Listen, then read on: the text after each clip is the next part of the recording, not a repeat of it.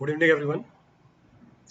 So we were discussing marathon session on building materials. Marathon session discuss कर रहे थे building materials के ऊपर। इसमें काफ़ी सारे बिल्डिंग मटेरियल हमने कंप्लीट भी कर दिए।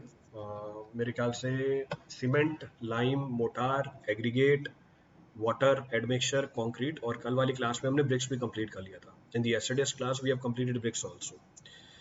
तो उसी के आगे कंटिन्यू करेंगे। होपफुली आज स्टोन और टिम्बर भी कंप्लीट कर लेंगे। स्टार्ट करने से पहले बेसिक अनाउंसमेंट्स है। जैसे लास्ट मंथ में आपको 7 डेज का फ्री एक्सेस दिया था प्लस प्लेटफॉर्म का, ऑन दी सेम पैटर्न इस मंथ भी 7 दिन का फ्री एक्सेस प्रोवाइड किया जा रहा है, but this time it is limited only for first 25,000 learners. For that you have to register yourself from July 9 to July 12. Then 0% EMI is also being rolled out on your subscription, तो इस feature को भी use कर सकते हैं आप। Then on Iconic 1-to-1 live mentorship is also being rolled out, in which a mentor will be assigned to you. Mentor assigned होगा आपके लिए directly, you can directly communicate with the mentor और अपनी queries को आप resolve कर सकते हो। Then your special classes are fully feature loaded now. आपकी जो special classes हैं fully feature loaded है. They are more interactive in nature. You can participate in the polls for better understanding of the topic. You can directly communicate with the educator. Raise a hand feature को use करके अपने doubts clear कर सकते हो। All the notification reaches to you so that you never miss a class. सारे notifications आपके पास आ जाते हैं ताकि आप क्लास को मिस नहीं करो। You can download your lecture notes, आप अपने लेक्चर नोट्स को डाउनलोड कर सकते हो। You can attend these classes anywhere at any given point of time. Clear है चीज। नेक्स्ट, जैसे आइकॉनिक में और प्लस में इनरोल करने के लिए आपको स्कॉलरशिप दी जा रही थी कॉम्बैट के थ्रू, वैसे ही daily scholarship test roll out कर दिए, in which you can get up to 50% of the scholarship. 50% scholarship आप ले सकते हैं डेली स्कॉलरशिप टेस्ट की वजह से।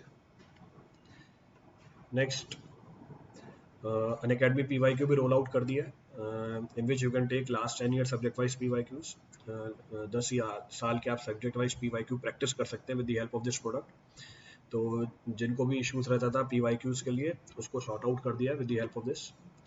Then community feature for the android is also being rolled out. आपके एंड्रॉइड पे कम्युनिटी फीचर भी रोल आउट कर दिया है। ये कम्युनिटी फीचर एग्जैक्टली वैसा ही है जैसे आपका टेलीग्राम और व्हाट्सएप है।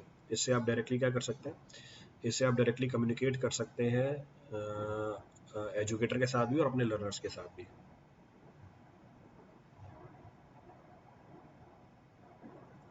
क्लियर, चलिए आगे।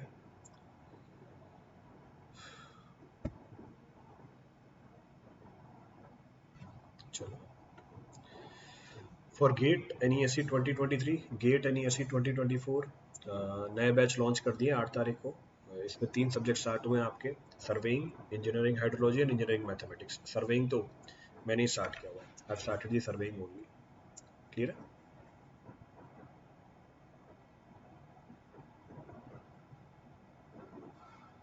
चलिए आगे। नेक्स्ट नेक्स्ट नेक्स्ट गेट 2022 और ESE 21 के जो रैंकर्स हैं वो भी पब्लिश कर दिए थे, that are also being showcased, वो भी शोकेस कर दिए। तो अब हम स्टार्ट करते हैं हमारे मेन पॉइंट ऑफ डिस्कशन को। हमारा मेन पॉइंट ऑफ डिस्कशन था, और main point of discussion was BRICS. BRICS complete कर लिया था, अब उसके आगे बढ़ना है हमें। We have to proceed from BRICS.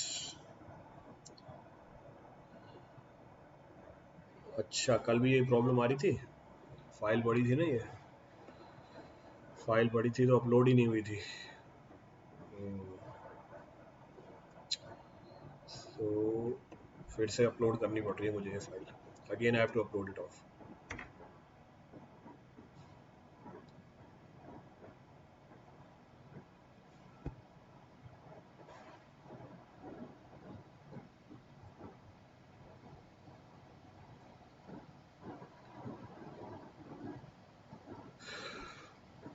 Import successful, ठीक है, ये इंपोर्ट हो गई हमारी फाइल। अब हम उठाते हैं हमारे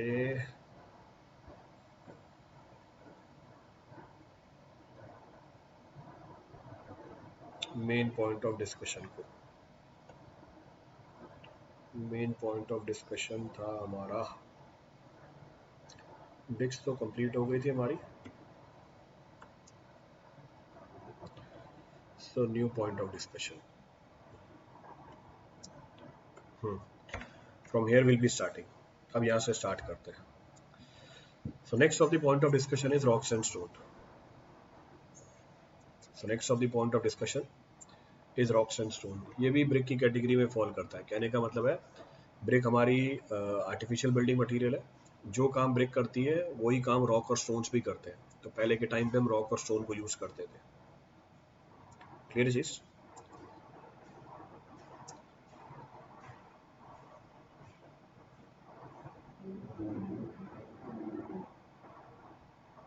So we'll start with the next topic which is stones and rock.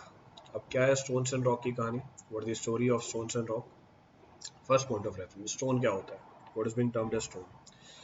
तो हम बोल सकते हैं it is a hard substance naturally जो occur करता है which is formed from the minerals and the earth material which are present in the rock. तो कहने का मतलब है stone rock से ही बनती है. तो ये नेचुरल हार्ड सब्सटेंस है which is formed from the minerals और अर्थ मटेरियल, जो मिनरल से बनता है और अर्थ मटेरियल से बनता है, जो प्रेजेंट होते हैं किसके अंदर? रॉक के अंदर, which are present in the rock. तो इसको हम टेक्निकली स्टोन बोल देते हैं. अब रॉक क्या होता है? What is being termed as rock? It's the portion of the earth crust having no definite shape and structure. Rock वो पोर्शन होती है अर्थ क्रस्ट की जिसका कोई डेफिनेट शेप और स्ट्रक्चर नहीं होता. अब कुछ रॉक फॉर्मिंग मिनरल्स की अगर बात करें, सम रॉक फॉर्मिंग मिनरल्स कहने का मतलब है वो मिनरल्स जो रॉक को फॉर्म करते हैं are quartz, are feldspar, are mica and dolomite. तो वो पोर्शन अर्थ क्रस्ट का जिसकी कोई डेफिनेट शेप एंड स्ट्रक्चर नहीं है वो रॉक है. और रॉक में से ही क्या मिलते हैं? हमें स्टोन्स मिलते हैं. तो रॉक के अंदर जो मिनरल है वो कंबाइन करते हैं आपस में and lead to the formation of the stones. तो कौन कौन से मिनरल है वो मेंशन किए हुए हैं. क्वार्ट्ज है, फेल्डस्पर है, माइका है और डोलोमाइट है.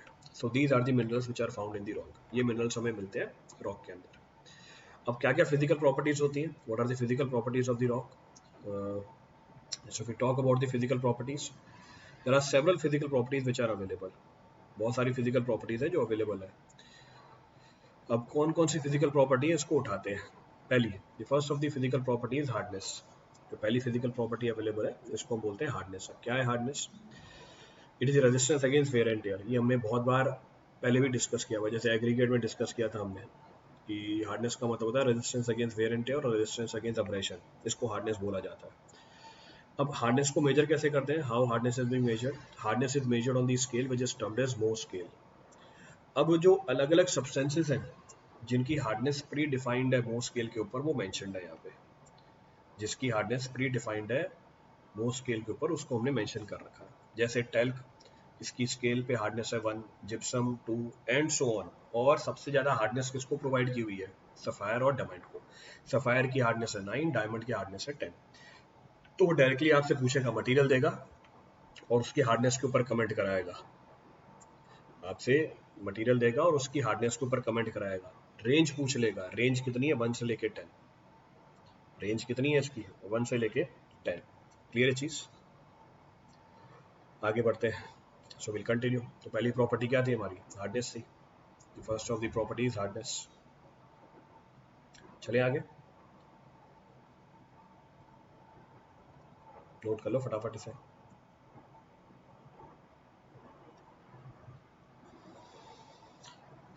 Shall we continue?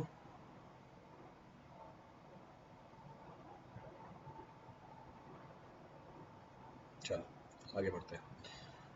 आगे है Mohs scale is use for the stones to determine. अच्छा, मोर स्केल यूज करते हैं स्टोन में डिटर्मिनेशन के लिए. तो पीछे क्या था? हार्डनेस डिटरमाइन करने के लिए. So Mohs scale is use for the stones to determine the hardness. तो हार्डनेस की डिटर्मिनेशन के लिए मोर स्केल यूज की जाती है. चलो आगे बढ़ते हैं. अच्छा, आपको एक जानकारी दी और information is given to you. क्या इन्फॉर्मेशन दी हुई है? इन्फॉर्मेशन ये है, if a given substance is scratched by fluorite and not by calcite, its hardness is in the range of 3 to 4. तो एक इन्फॉर्मेशन दे दी जो कई बार डायरेक्टली पूछ लेता है. तो अगर एक सब्सटेंस है जिसको आप स्क्रैच कर सकते हो फ्लोराइड से, पर वो कैल्साइट से स्क्रैच नहीं हो रहा, उसकी हार्डनेस होती है इन द रेंज ऑफ 3 to 4. तो वो हार्डनेस 3 से लेके 4 के बीच में मिलेगी आपको. अगली प्रॉपर्टी क्या है हार्डनेस के अलावा? Cleavage. The next of the property under consideration is termed as cleavage. अब क्या होती है cleavage? It is the measure of the capability of the minerals to split along a certain plane which is parallel to the crystal face. ये major होती है ability का कुछ minerals से जिससे वो स्प्लिट कर जाते हैं सर्टन प्लेन्स के along, in which they split along the certain plane which are parallel to the crystal face. इसको हम टेक्निकली क्लीवेज बोल देते हैं, this is technically termed as cleavage. अब स्ट्रीक क्या होती है, what is termed as streak? It is the colour of the mineral in the powder form, it is the colour of the mineral in the powder form. इस property को हम क्या बोल देते हैं, this property is technically termed as streak. Next, अब ये powder form का जो कलर था, अगर जो मिनरल हमारा पाउडर फॉर्म में एग्जिस्ट नहीं कर रहा, लंप के फॉर्म में एग्जिस्ट कर रहा है, उसके कलर को क्या बोलेंगे, कलर ही बोलेंगे। तो इसका मतलब कलर भी एक प्रॉपर्टी होती है हमारे रॉक की, पर उसको हम यूज करते हैं सिर्फ मेटेलिक मिनरल्स के लिए, क्योंकि वो पाउडर फॉर्म में नहीं होते। पर बाकी सारे मिनरल्स जो हमारे पाउडर फॉर्म में होते हैं, उनके कलर को क्या बोला जाता है, स्ट्रीक बोला जाता है। Their colour is termed as streak only. Clear है चीज? रिपीट करना है इस पर कुछ भी? आगे बढ़ते हैं। The next of the properties lustre. अब लस्टर क्या होता है? It's the shine on the surface of the mineral and its appearance under reflected light. जो मिनरल के सरफेस के ऊपर शाइन होती है और उसकी जो अपीयरेंस होती है रिफ्लेक्टेड लाइट के अंदर, उसको हम लस्टर बोल देते हैं। That is technically termed as lustre. Clear है चीज? चलो, सो इसको हम लस्टर बोल देते हैं। आगे बढ़े। तो ये तो हमारी प्रॉपर्टीज हो गई रॉक्स की, these are the properties of the rocks. अब हम बात करेंगे किसकी? अब हम बात करेंगे क्लासिफिकेशन ऑफ रॉक्स की। इसमें से एक सवाल आपको डेफिनेटली मिलेगा, you will find one definite problem from this. तो एक सवाल तो डेफिनेटली इसमें से आता ही आता है।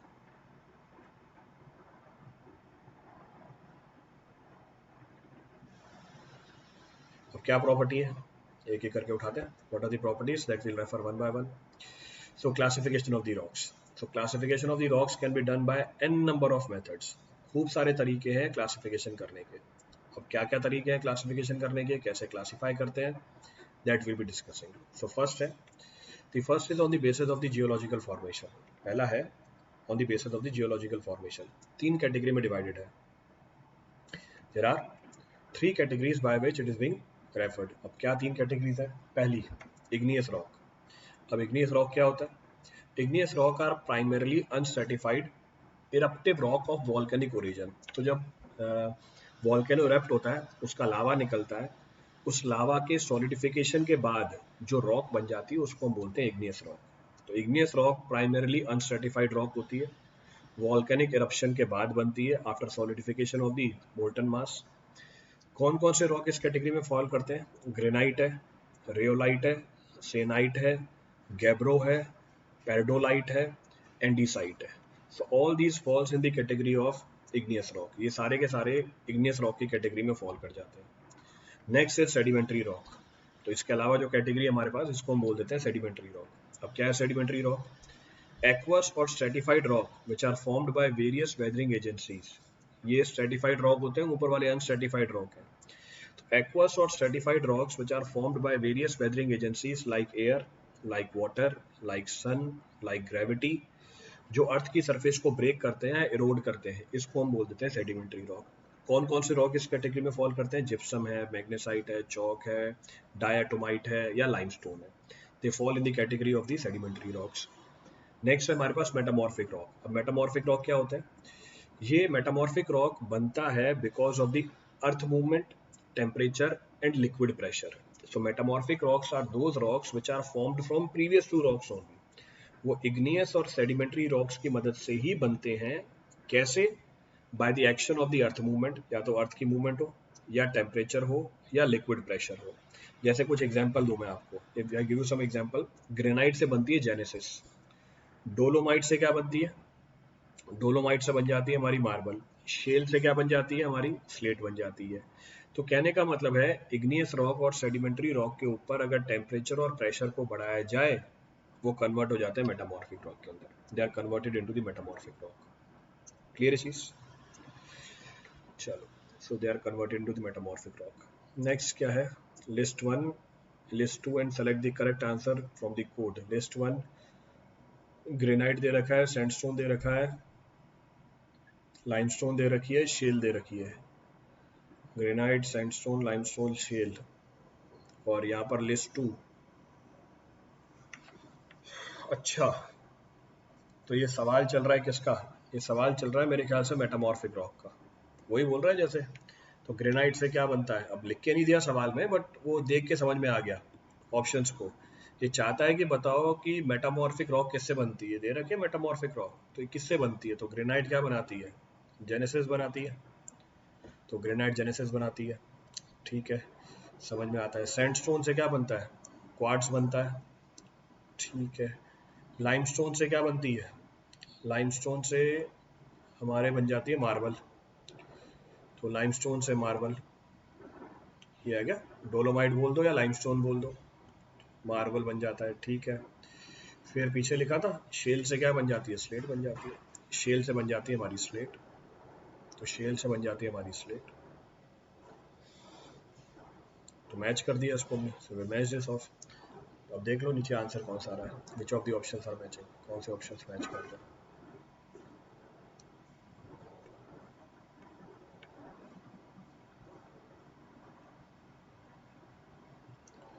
क्लियर है?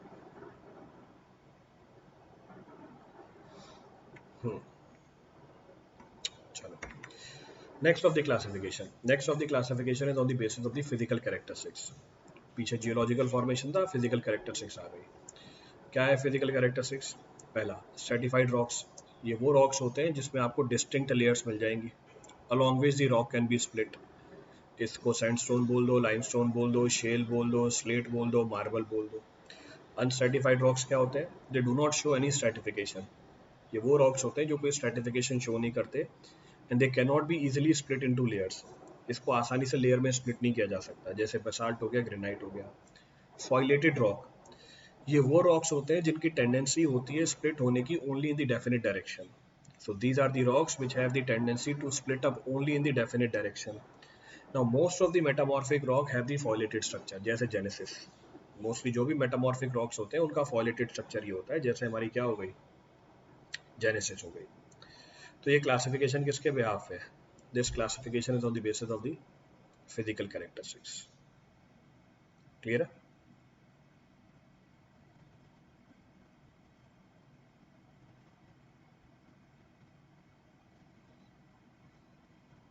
चलिए आगे। चलो next, next of the classification is on the basis of the chemical characteristics. अब कैसा केमिकल है उनके अंदर, उसके बिहाफ पे क्लासिफिकेशन की हुई है। आर्जिलेशियस रॉक, एल्यूमिना प्रेजेंट हो, siliceous rock, silica dioxide present हो, calcareous rocks, calcium oxide present हो। क्लियर चीज। Argillaceous rock example slate, siliceous rock example genesis, calcareous rock example marble. तो ये हमारे एग्जाम्पल निकल के आ गए। नेक्स्ट ऑफ द क्लासिफिकेशन, अच्छा क्लासिफिकेशन अभी आगे आएगी, सवाल डाल दिया बीच में, क्या डाला है भाई सवाल, अच्छा मैच करो, ठीक है भाई मैच करा देते हैं, ये जियोलॉजिकल फॉर्मेशन के हिसाब से मैचिंग करा रहा है। ठीक है, सो ग्रेनाइट आई थी पीछे हमारी, ये रही ग्रेनाइट, कैसी रॉक है, इग्नियस रॉक है, सो ग्रेनाइट इग्नियस रॉक है, it is igneous rock. Genesis कैसी है, मेटामॉर्फिक रॉक है, जेनेसिस इज मेटामॉर्फिक रॉक, तो genesis is metamorphic rock. Then sandstone, हमारी ये देखो, ये रही सैंडस्टोन, सर्टिफाइड रॉक है या सेडिमेंट्री रॉक है,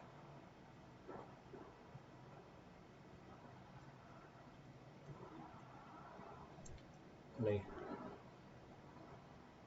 ठीक है, लाइमस्टोन लिख सकते हैं इसको, लाइमस्टोन सैंडस्टोन आ गई। और एक है हमारी वाटरबॉर्न पेबल,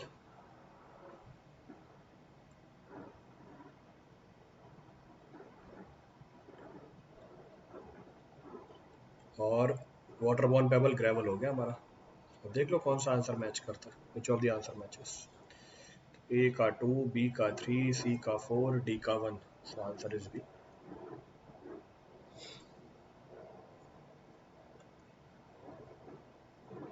क्लियर है? तो सेम क्लासिफिकेशन थी यहाँ पे।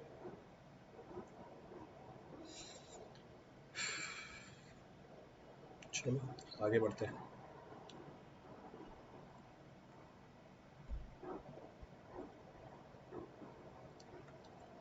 क्लासिफिकेशन ये वाली भी हो गई हमारी, ठीक है। Next of the point of discussion, अगला पॉइंट ऑफ डिस्कशन है हमारा क्वेरिंग ऑफ स्टोन्स। तो next of the point of reference is quarrying of stones. अब क्या होती है quarrying of stones? Quarrying of stones means what? तो वो प्रोसेस जिसमें हम स्टोन को एक्सट्रैक्ट करें उसकी क्वेरी से, उसको हम क्या बोल देते हैं? Quarrying of stone. अब क्वेरी का मतलब क्या होता है? Now you will say what is the meaning of query? Query का मतलब होता है खान। तो जहाँ से पत्थर मिलता है उसको हम क्या बोल देते हैं? जहाँ से पत्थर मिलता है उसको हम क्या बोल देते हैं? क्वेरी बोल देते हैं। तो you can say a large or deep pit from which the stone or other materials are being extracted is known as quarry। तो एक बड़ी डीप पिट जिसमें से आप स्टोन या दूसरे मटेरियल को एक्सट्रैक्ट करते हो उसको क्वेरी बोल दिया जाता है। वो प्रोसेस जिसमें स्टोन को एक्सट्रैक्ट किया जाता है उसकी क्वेरी से उसे बोलते हैं हम क्वेरिंग ऑफ स्टोन। तो वो प्रोसेस जिसमें हम स्टोन को एक्सट्रैक्ट करते हैं उसकी क्वेरी से उसको हम बोल देते हैं क्वेरिंग ऑफ स्टोन। अब क्वेरिंग स्टोन कैसे की जाती है? How the quarrying of the stone is been carried out? Quarrying of stone can be done in 4 sequence of operation. 4 sequence of operation होती है हमारी। क्या है 4 sequence of operation? Excavating, wedging, heating and blasting. So there are 4 operations involved in the quarrying of stone। पहला excavating, excavate करो। दूसरा wedging, तीसरा heating और finally blasting. There are 4 operations involve. तो ये 4 ऑपरेशंस लगा के हम स्टोन की क्वेरिंग कर देते हैं। नोट करो।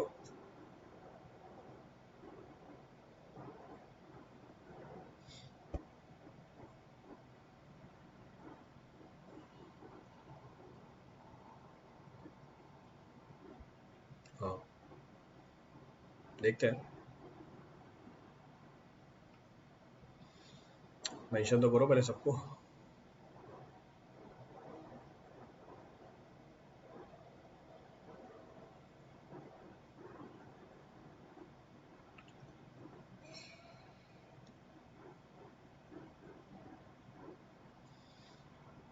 नोट कर लिया sir. So the first operation involve, पहला ऑपरेशन क्या इन्वॉल्व है? पहले ऑपरेशन को हमने बोला excavating. What can be referred from the name? The first of the operation which is mentioned is termed as excavating. तो नाम से क्या समझ में आ रहा है इसको? तो नाम से ये समझ में आ रहा है कि भैया रॉक को क्या करना है, मुझे एक्सकेवेट करना है। तो पहले जो ऊपर वाली सॉइल है, जो रॉक है, उसको हम क्या कर देते हैं? उसको हम एक्सकेवेट कर देते हैं। That is being excavated. तो ऑपरेशन का नाम भी एक्सकेवेटिंग ही लिखा हुआ है। The name of the operation is also termed as excavating. Clear है चीज? रिपीट करना है इसमें से कुछ भी? चलो, नेक्स्ट इज वेजिंग। अब वेज टर्म मैंने कहाँ डिस्कस की हुई है? वेज टर्म मैंने डिस्कस कर रखी है अभी इंजीनियरिंग मैकेनिक्स का कोर्स चल रहा है हमारे स्पेशल क्लास पे। वहाँ पे मैंने वेज बताई थी। इंक्लाइंड प्लेन को वेज बोला जाता है। वहाँ पे मैंने बोला था inclined plane is technically termed as what? Wedge. तो इंक्लाइंड प्लेन को वेज का नाम दे दिया। पर यहाँ पे ऑपरेशन का नाम क्या रखा हुआ है?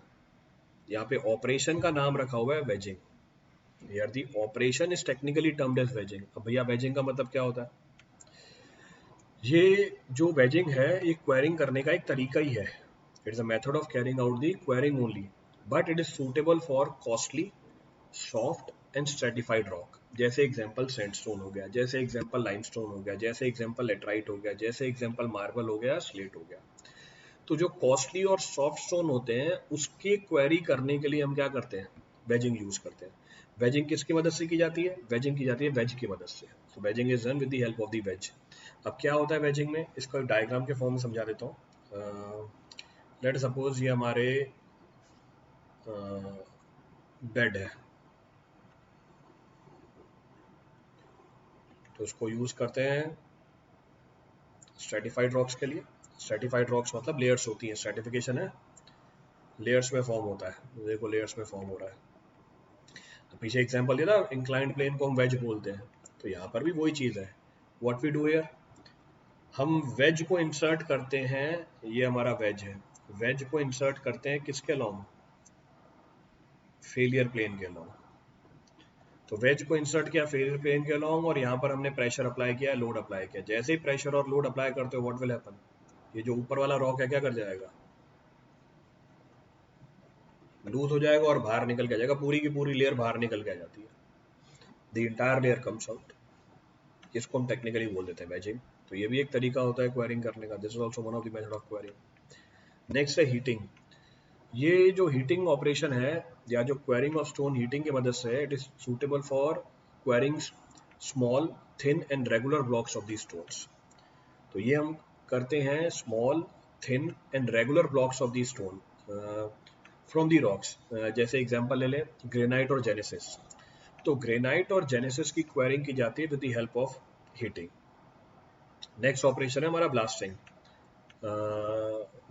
ब्लास्टिंग करते हैं, ब्लास्टिंग करी जाती है अगर हम रॉक्स की बात करें, जो हार्ड रॉक्स होते हैं, जो हार्ड रॉक्स होते हैं उनकी क्वेरिंग करने के लिए हम ब्लास्टिंग करते हैं। ब्लास्टिंग के भी ऑपरेशंस होते हैं। क्या क्या ऑपरेशंस होते हैं? पहले बोरिंग करनी होती है, बोरिंग के बाद चार्ज करना होता है डायनामाइट को, फिर टैंपिंग करनी होती है और फाइनली फायरिंग करनी होती है। तो ब्लास्टिंग में भी 4 ऑपरेशंस इन्वॉल्व है, boring, charging, tamping and firing. तो पहले डायनामाइट को बोर करके लगाया, उसको चार्ज किया, उसको टैंप किया और फाइनली क्या कर दिया, उसे ब्लास्ट कर दिया। Finally it is being blasted out. Generally ये इसमें जो एक्सप्लोसिव यूज होता है वो कॉस्टली होता है, तो इसलिए यूज भी उसी स्टोन के लिए करते हैं जिसकी वैल्यू ज़्यादा हो, value of which comes out to be comparatively more. तो उसके लिए ब्लास्टिंग की जाती है। For that the blasting is being carried out. तो ये 4 ऑपरेशंस है हमारे क्वेरिंग करने के। These are the 4 operations of the quarrying. Safe method नहीं होता, it is not fall in the category of the safe method. तो पहले वाले फिर भी सेफ मेथड है, पर ये सेफ मेथड नहीं होता इतना। This is not the safe method. तो जो हार्ड स्टोन्स होते हैं उनके लिए यूज किया जाता है ऐसे। चलो आगे बढ़ते हैं क्वेरिंग के बाद। Next of the operation involve is termed as seasoning of stone. तो सीजनिंग का मतलब क्या होता है? जो फ्रेशली कट स्टोन होती है इसमें नेचुरल मॉइस्चर प्रेजेंट होता है which is termed as quarry SAP.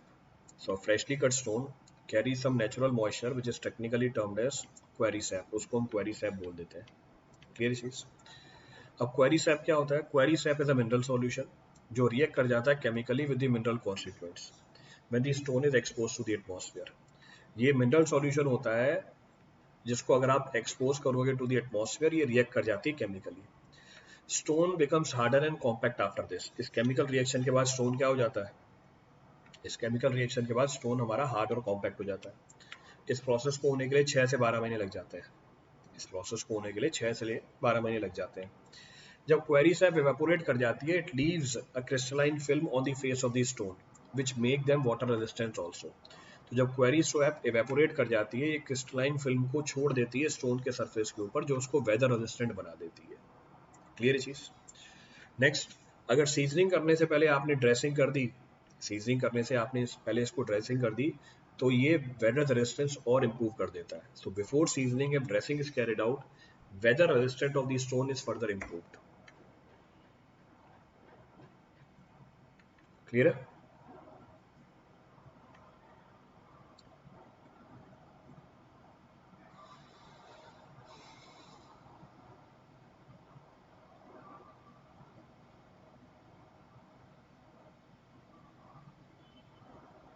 चलें आगे।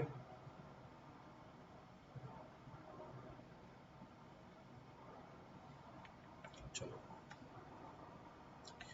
Next, dressing of the stone. अभी पीछे बात कर रहे थे, सीजनिंग करने से पहले अगर आप ड्रेसिंग कर दो तो उस केस में वेदर रेजिस्टेंस बढ़ जाती है। तो ड्रेसिंग ऑफ द स्टोन क्या होता है? Dressing of the stone is done immediately after quarrying. Dressing of the stone is done immediately after quarrying but before seasoning. Why? To achieve less weight for the transportation. Transportation के लिए weight कम हो जाएगा। दूसरा, weather resistance improve हो जाएगी, appearance अच्छी हो जाएगी हमारे stone की, proper bedding with good mortar joints मिलेंगे आपको, special shapes for the arches can be formed from this। आपको arch बनानी है तो special shape दे सकते हो। तो ड्रेसिंग की जाती है इमीडिएटली क्वेरी करने के बाद। इसके बहुत सारे फायदे निकल के आते हैं। वेट कम हो जाता है ट्रांसपोर्टेशन के लिए। दूसरा, वेदर रेजिस्टेंट कंपैरेटिवली इंप्रूव हो जाती है, अपीयरेंस अच्छी हो जाती है हमारे स्टोन की, जो बेडिंग है वो प्रॉपर हो जाती है मोटार जॉइंट्स के साथ। Bedding become proper with the mortar joint. Clear है?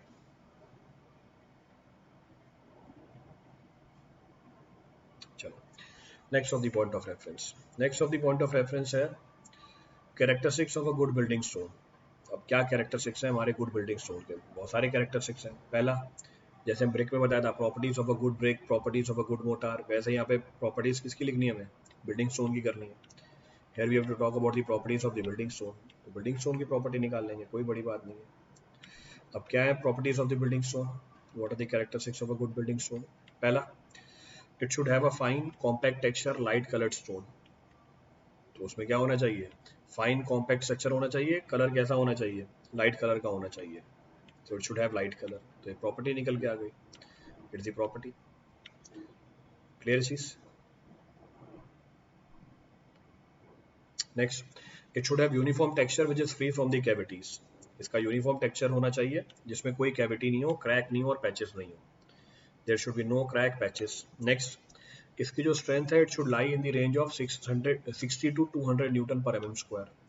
जो रॉक्स और स्टोन्स हैं, इनकी जो स्ट्रेंथ होनी चाहिए वो 60 से लेकर 200 न्यूटन पर एम स्क्वायर के बीच में ही होनी चाहिए। तो प्रॉपर्टी है गुड स्टोन की, लिख के दे देगा कि भाई गुड स्टोन की स्ट्रेंथ कितनी होती है। इनफैक्ट आया हुआ भी है सवाल, इनफैक्ट ये प्रॉब्लम पूछी हुई है बहुत बार कि प्रॉपर्टी बता दो गुड स्टोन की कितनी है।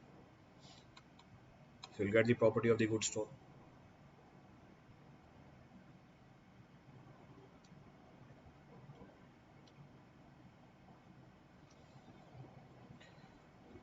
नोट करो, फटाफट आगे चले।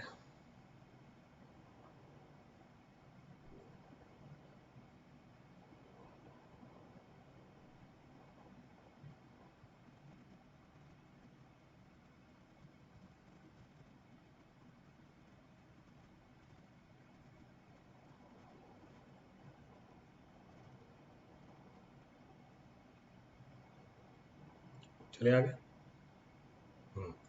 Next, wait. वेट क्या है, वेट ये इंडिकेशन होता है पोरोसिटी और डेंसिटी का। ये इंडिकेशन है पोरोसिटी और डेंसिटी का। Now for the stability of the structure weight ज़्यादा होना चाहिए, पर जहाँ आर्चेस और डोम्स हैं वहाँ पे वेट कंपैरेटिवली कम होना चाहिए। The weight should be comparatively less. Next, hardness, ये प्रॉपर्टी इंपॉर्टेंट होती है हमारे ब्रिजेस के लिए, पेमेंट के लिए और फ्लोर के लिए। This property is important for bridges, payment and floor.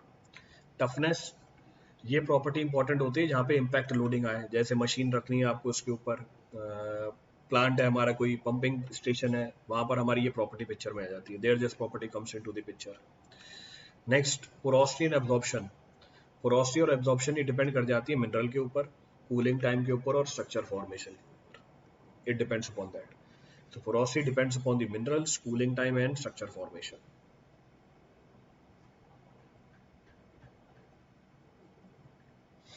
तो ये सारी प्रॉपर्टीज निकल के आ गई हमारे स्टोन और रॉक की। Next, permissible water absorption for different stones are as follows. ये जो एब्जॉर्प्शन बताई थी आपको वाटर की, ब्रिक्स पे भी डिस्कस की हुई है हमने। This we have discuss in the case of bricks also, कि कितना पानी एब्जॉर्ब कर जाती है हमारे bricks, first class, second class, third class bricks. यहाँ पर हमारे स्टोन्स आ गए। तो परमिसिबल जो वाटर एब्जॉर्प्शन है हमारे पास, permissible water absorption for different type of stones is mentioned है। अलग अलग स्टोन की वाटर एब्जॉर्प्शन दी हुई है आपको यहाँ पे। तो sandstone 10%, limestone 10%, granite 1%, then trap 6%, shale 10%, genesis 1%, slate 1%। तो ये परमिसिबल वाटर कंटेंट है हमारे पास जो एब्जॉर्ब कर सकता है stone, which can be absorb by the stone.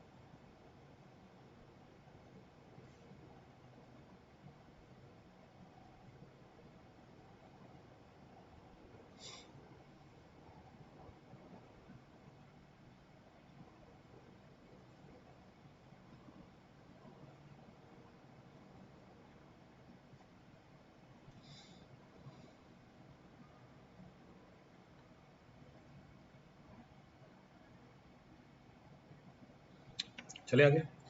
Next point क्या बोल रहा है, the specific gravity of the stones should be in the range of 2.4 to 2.7। जो स्पेसिफिक ग्रेविटी हमारे स्टोन्स की वो 2.4 से लेकर 2.7 के बीच में होनी चाहिए। Then stone should be fire resistant. जो हमारा स्टोन है ये फायर रेजिस्टेंट होना चाहिए। It can resist the temperature up to 800 degree Celsius. ये 800 डिग्री सेल्सियस तक का टेम्परेचर भी रेजिस्ट कर लेना चाहिए। तो प्रॉपर्टी आ गई, property is known to us.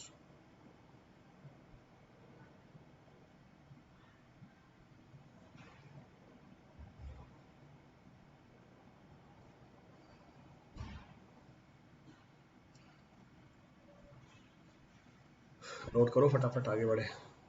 Note the properties, then we'll proceed ahead.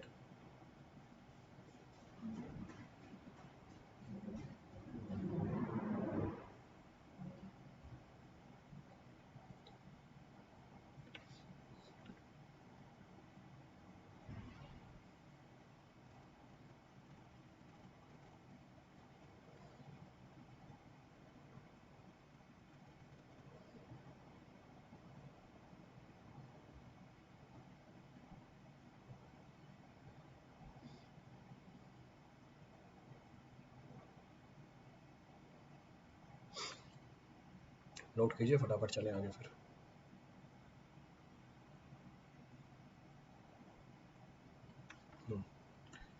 चलो आगे बढ़ते हैं. The next of the point of reference is preservation of the stone. तो हमने एक्वायरिंग कर दी, उसकी ड्रेसिंग कर दी, उसकी सीजनिंग कर दी. नेक्स्ट है प्रिजर्वेशन ऑफ द स्टोन. अब करते क्या है?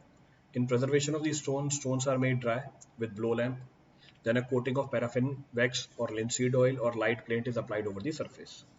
ये जो लेयर है प्रोटेक्ट करती है हमारे स्टोन को वेदरिंग से. ये जो लेयर है ये पीरियोडिक होती है, ये परमानेंट नहीं होती. This layer is periodic, it is not permanent. Next, जहाँ पे इंडस्ट्रियल टाउन होते हैं, जहाँ पे गैसेज इवॉल्व होती हैं, पॉल्यूशन ज़्यादा होता है, स्टोन्स की प्रिजर्वेशन की जाती है by the solution of barium hydrate which is also termed as baryta solution. Barium hydroxide का सॉल्यूशन लगा देते हैं. ये कैल्शियम सल्फेट के साथ रिएक्ट करता है और बेरियम सल्फेट बना देता है. साथ में लाइम भी रिलीज होती है, और लाइम कैल्शियम कार्बोनेट बनाती है after reacting with carbon dioxide. ये तो हमने पीछे भी डिस्कस किया हुआ है. This we have discuss earlier also, इसमें कोई नई चीज नहीं है.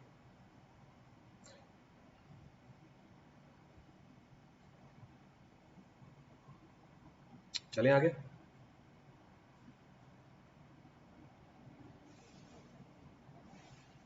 Shall we continue?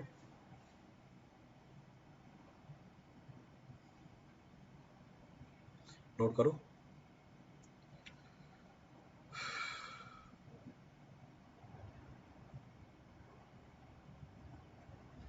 चलो आगे बढ़ते हैं. Next point of discussion is artificial stones. Now there are several types of artificial stones. खूब तरह के आर्टिफिशियल स्टोन्स है हमारे पास. अब कौन कौन से आर्टिफिशियल स्टोन्स हैं? वो तो नेचुरल स्टोन की बात कर रहे थे, अब हम आर्टिफिशियल स्टोन्स की बात करेंगे.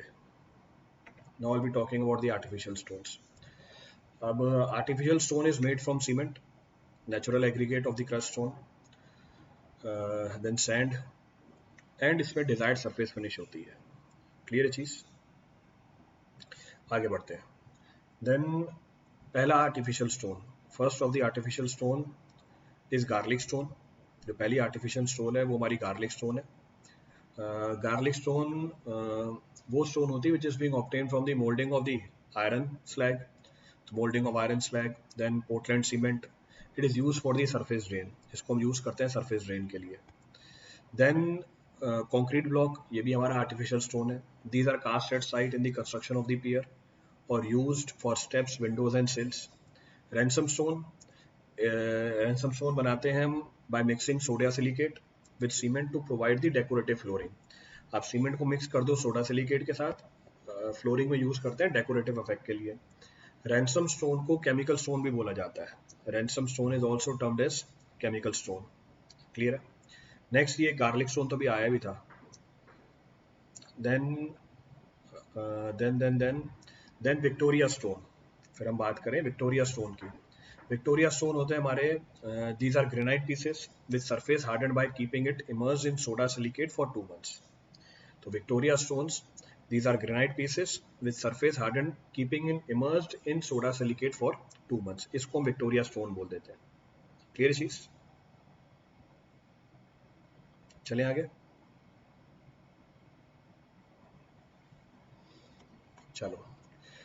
Which of the following stone is produced by molding a mixture of iron slag and Portland cement? ये रहा iron slag and Portland cement, garlic stone. देखा ना, अभी पूछा हुआ है ये. इसी को garlic stone बोला जाता है. This is technically termed as garlic stone. Next of the point of reference is artificial stone. Next artificial stone है हमारे पास bituminous stone. Bituminous stone क्या होती है? ग्रेनाइट को अगर हम मिक्स करा दें टार के अंदर तो बिटुमिनस स्टोन बन जाती है. सो ग्रेनाइट और diorite are impregnated with refined tar to form the bituminous stone. Bituminous stone की प्रॉपर्टी क्या होती है? These are noise, wear and dust resistant. ये नॉइस रेजिस्टेंस होते हैं, वेयर रेजिस्टेंस होते हैं और डस्ट रेजिस्टेंट होते हैं. Next is imperial stone. The next of the point of reference is imperial stone. अब इंपीरियल स्टोन क्या होता है? These are finely crushed granite mixed with the Portland cement, similar to that of the Victoria stone. जैसे पीछे हमारा Victoria stone होता है. तो finally crushed granite which is mix with the Portland cement, इसको हम विक्टोरिया स्टोन बोल देंगे. Then artificial marble. अब ये क्या होता है artificial marble? It is made from the Portland gypsum cement and sand. Portland gypsum cement को, पोर्टलैंड जिप्सम सीमेंट का मतलब क्या हुआ?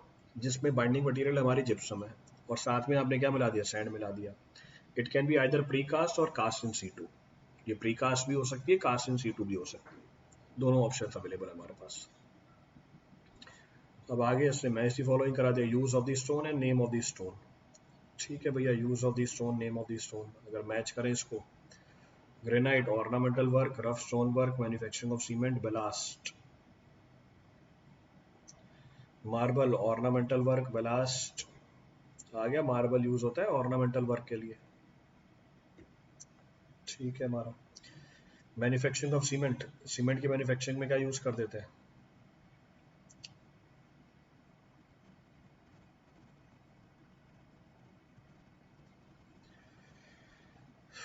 सो मार्बल तो हमारे ऑर्नामेंटल वर्क में यूज हो जाती है. So marble is use in the ornamental work.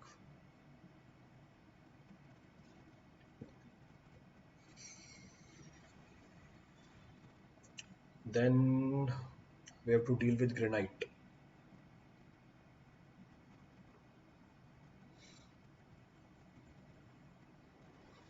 तो यूजेस पूछे मैं आपसे, uses are being asked.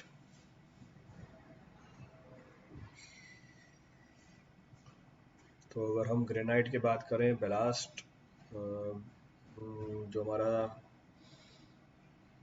Railway slippers के नीचे यूज होता है, और एक हमारा है लेटराइट. One is laterite. एक ऑप्शन तो निकल के आ गया. One of the option we have got.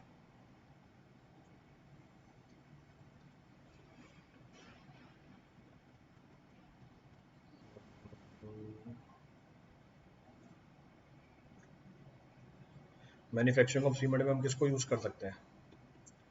In manufacturing of cement what is use? Chalk is used, calcareous compound, argillaceous compounds. Calcareous compounds में आ जाता है, चॉक यूज कर सकते हैं. तो ये आ गया. तो ये चॉक की एप्लीकेशन भी आ गई. तो ये भी हो गया हमारा. नेक्स्ट हमारा आ गया, बी का 1 हो गया और सी का 4 हो गया. ग्रेनाइट को यूज कर सकते हैं बेलास्ट वर्क के लिए, स्ट्रेंथ ज़्यादा होती है.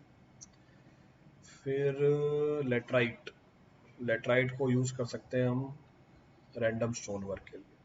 Laterite can be use for random stone. अब मैच करा लो जो भी ऑप्शन आ रही है. You can match whatever the option is.